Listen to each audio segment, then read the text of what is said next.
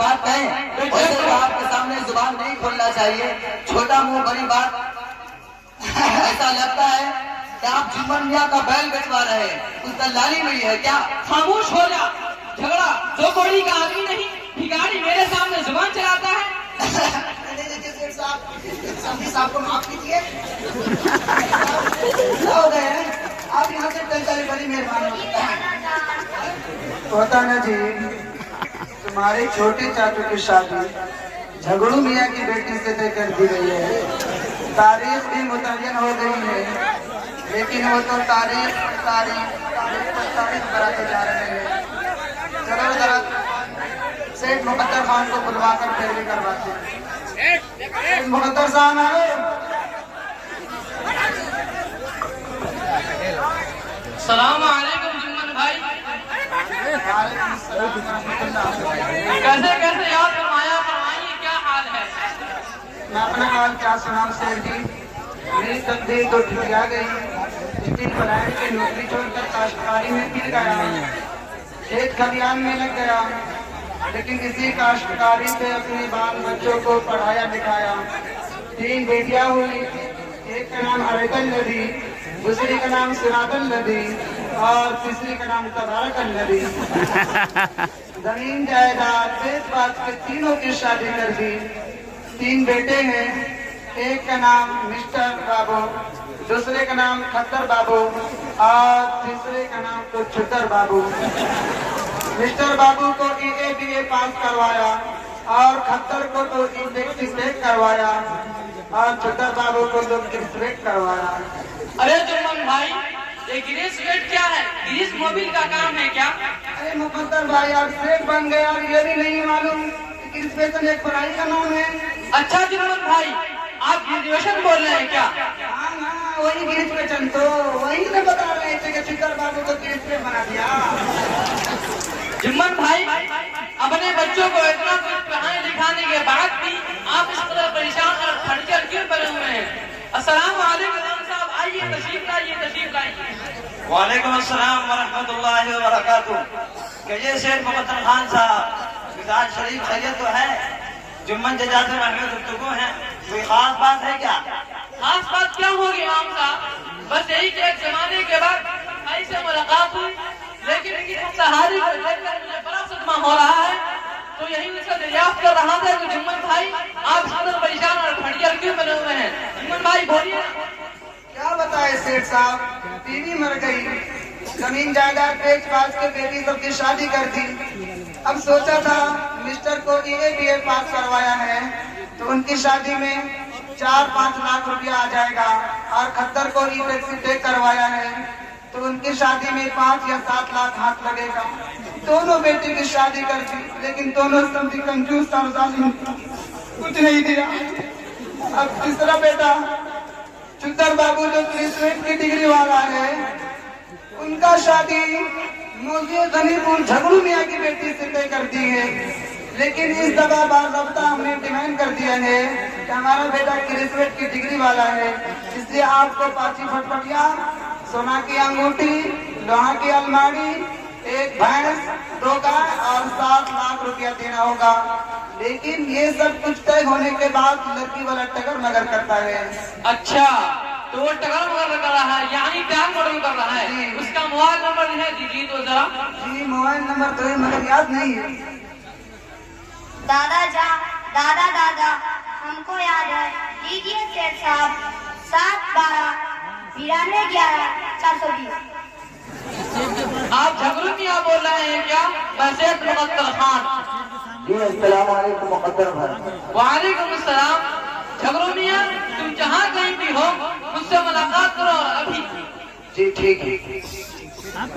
अस्सलाम वालेकुम व रहमतुल्लाहि व बरकातुहू। वालेकुम अस्सलाम। कहो कहाँ गए थे झगड़ू मियाँ? शेख साहब, दरअसल बात यह है कि मेरे बेटे की शादी इनके बेटे से 32 मई सन 61-62 बरोजे बुध होने वाली है। इसी बुधनी के इंतजाम बात के लिए परेशान है।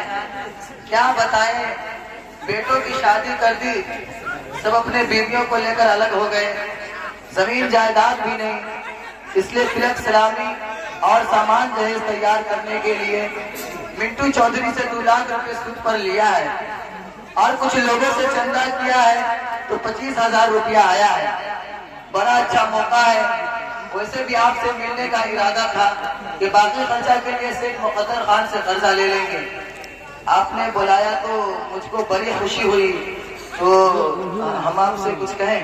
और क्या बात है झगड़ू मियां? सेठ जी कम से कम 20,000 चला देते तो हमारा कुछ काम हो जाता। अरे झगड़ू मियां, तुमको मालूम नहीं कि हमारे घर में खुद 53 आदमी का खर्चा है, उसके अलावा लोगों को सदा खराब करते रहते हैं। मेरी तरफ से तुम तो खत्म ही कर लो और जाओ जाकर कहीं से भी जुम्मन भाई की सारी फरमाइश पूरी करो। सौदा अच्छा होगा तो पैसा भी ज्यादा रहेगा, क्योंकि तुम्हारा होने वाला दामाद ग्रेजुएट है। जाओ जाओ। सेठ जी अगर आप गुस्सा ना हो तो एक बात कहें, वैसे तो आपके सामने जुबान नहीं खोलना चाहिए, छोटा मुंह बड़ी बात। ऐसा लगता है कि आप जुम्मन मियां का बैल बेचवा रहे हैं, कुछ दलाली नहीं है क्या? खामोश हो जा। झगड़ा 2 कौड़ी का आदमी नहीं, भिखारी मेरे सामने जुबान चलाता है। साहब को माफ कीजिए, हो गए हैं आप यहाँ से चल चले, बड़ी मेहरबानी होगी। अरे जुम्मन भाई, आप कहाँ फंस गए? मुझे तो बड़ा सदमा हो रहा है कि आपका बेटा ग्रेजुएट है और ये लड़की वाला झगड़ू 2 कौड़ी का आदमी नहीं, जहेज देने में इतना डगर मगर रहा है। मैं भी एक लड़की का बाप हूँ, मैंने भी अपनी बेटी की शादी की है। मालूम है आपको, लड़का सिर्फ मैट्रिक पास है लेकिन हैंडसम है, कुछ मांग चांग नहीं किया। फिर भी मैंने अपनी बेटी को जहेज में बहुत कुछ दिया।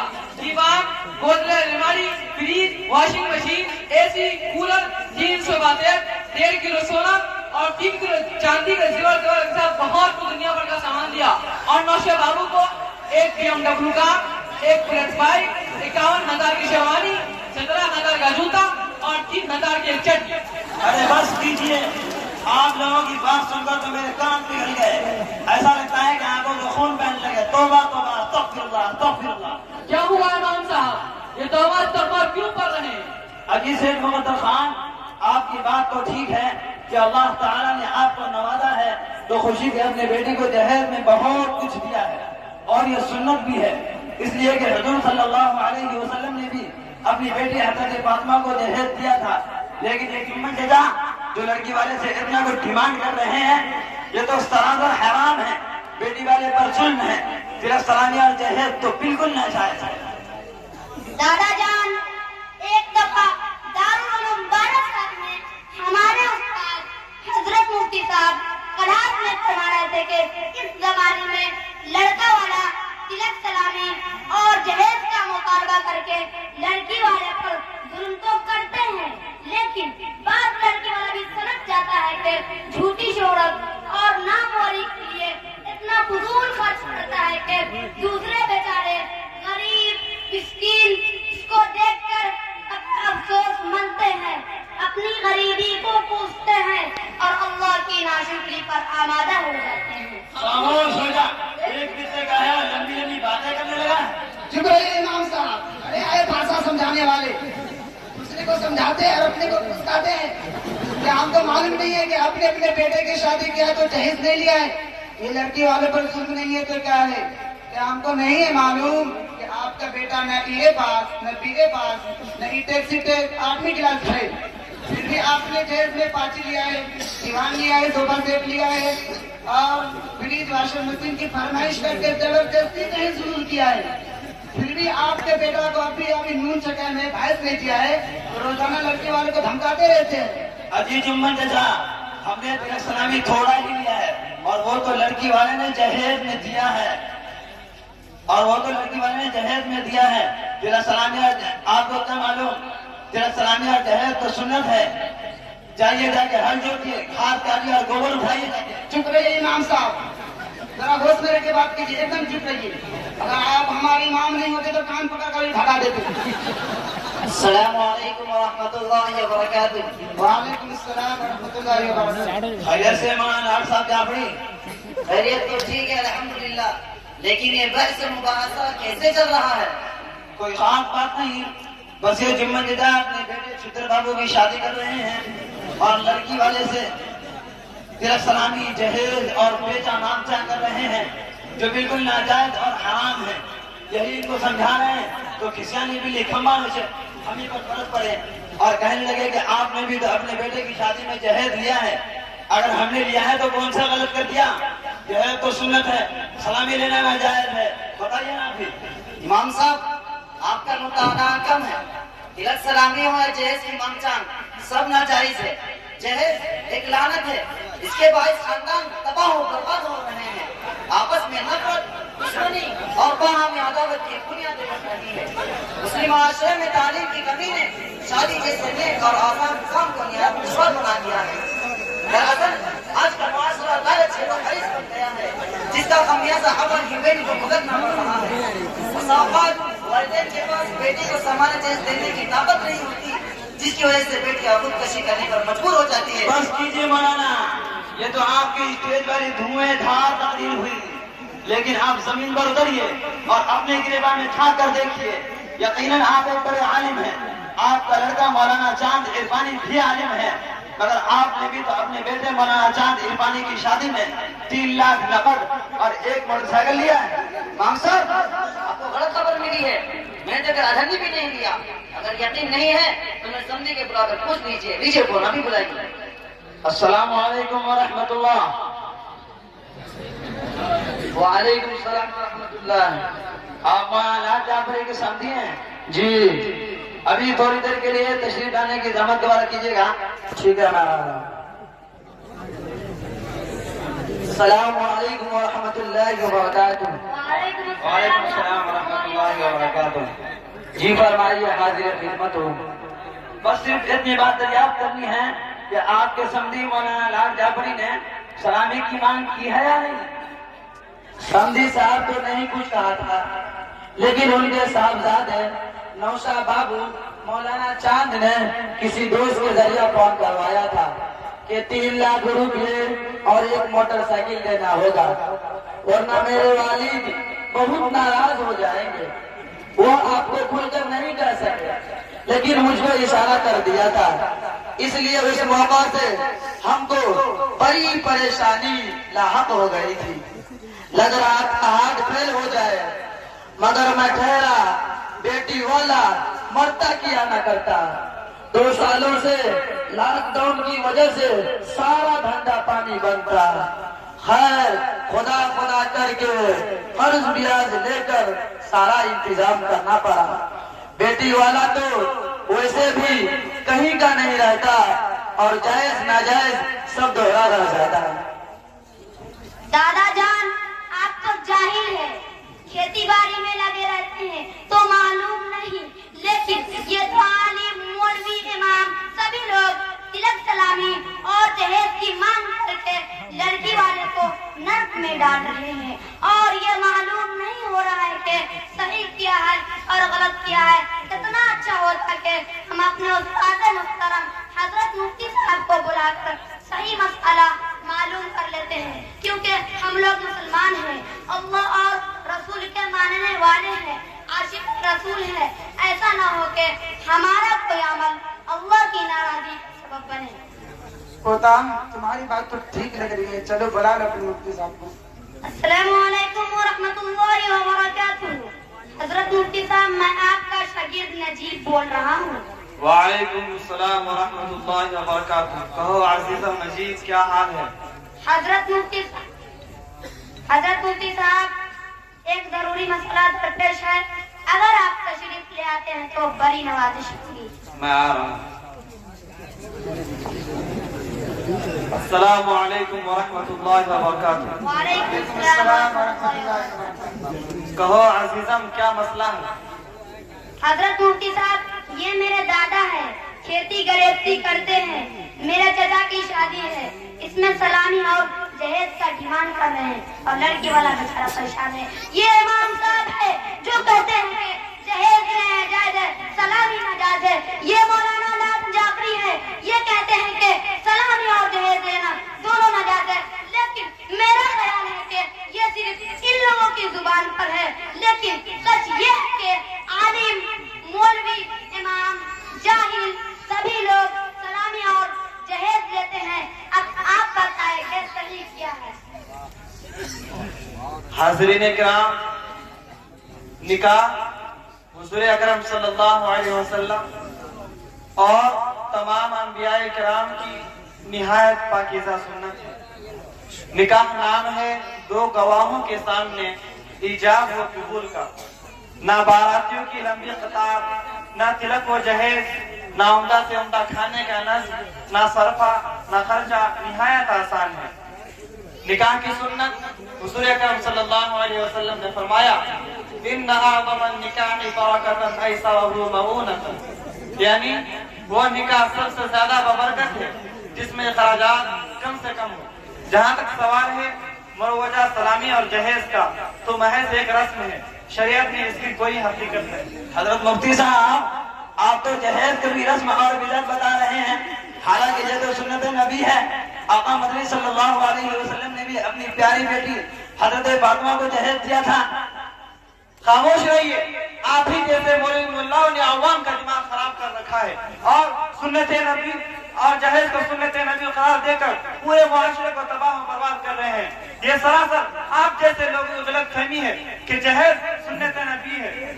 रसूलुल्लाह सल्लल्लाहु अलैहि वसल्लम ने कतई जहेज नहीं दिया है, और जो कुछ दिया है वो तो हजरत अली रज़ी अल्लाह तआला अन्हु की महर की रकम ज़रा बेचकर घरेलू अशिया का रस्म करवाया है। सीरत का मुताला कीजिए और ज़हन और दिमाग से जहेज का कीड़ा निकाल कर बाहर कीजिए। बहरहाल मैं अर्ज़ कर रहा था कि तिलक सलामी और जहेज शरअन किसी भी तौर से जायज नहीं है। कुतुबे फ़िक़्ह व फ़तावा से ज़ाहिर है कि लड़के या लड़की वालों से लेन देन करना हराम है। इब्न हज़म अंदलुसी ने अपनी किताब अल मुहल्ला में लिखा है कि औरत को इस बात पर मजबूर करना जायज नहीं कि वो शोहर के पास जहेज लेकर आए। यही कौल हजरत आइम्मा अरबआ रहमतुल्लाह अलैह का है। फतावा शामी में इस लेन देन को रिश्वत करार दिया है। रसूल अकरम सल्लल्लाहु अलैहि वसल्लम ने रिश्वत लेने और देने वाले दोनों पर लानत फरमाई है। बल्कि आप सल्लल्लाहु अलैहि वसल्लम ने फरमाया, रिश्वत से परवरिश पाने वाला जहन्नमी है। इस्लामिक फ़िक़्ह एकेडमी का 13वें फ़िक़्ही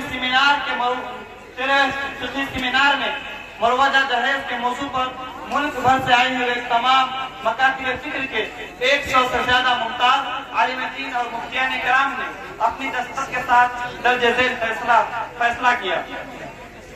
इस्लामिक फ़िक़्ह एकेडमी का इजलास इस सूरत हाल पर अपनी तशवीश का इजहार करता है कि आज हमारी जिंदगियों में लड़कों की खरीद और फरोख्त का मिजाज हो गया और उन्हें माले तिजारत कहा गया है। कभी लड़कों की तरफ से, कभी उनके वालिदैन और रिश्तेदारों की तरफ से, कभी खुद लड़की वालों की तरफ से।